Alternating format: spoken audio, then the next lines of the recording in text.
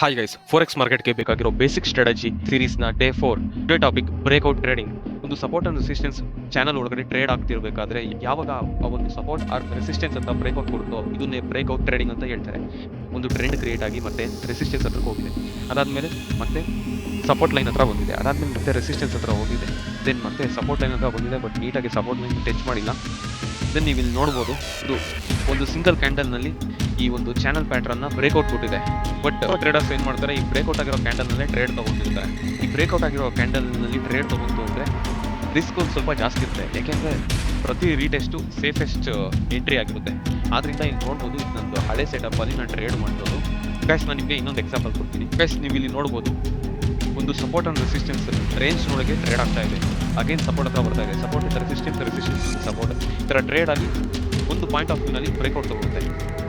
ಇದನ್ನೇ breakout trading ಅಂತ ಹೇಳೋದು. ಈ ಟಾಪಿಕ್ ಇಷ್ಟ ಆಗಿತ್ತು ಅಂದರೆ ಲೈಕ್ ಅಂಡ್ ಫಾಲೋ ಮಾಡಿ, ಹಾಗೆ ನಿಮ್ಮ ಫ್ರೆಂಡ್ಸ್ ಅಂಡ್ ಫ್ಯಾಮಿಲಿಗೆ ಶೇರ್ ಮಾಡಿ ಅಂತ ಹೇಳ್ತಾ ಸೈನಿಂಗ್ ಆಫ್ ಫೋರೆಕ್ಸ್.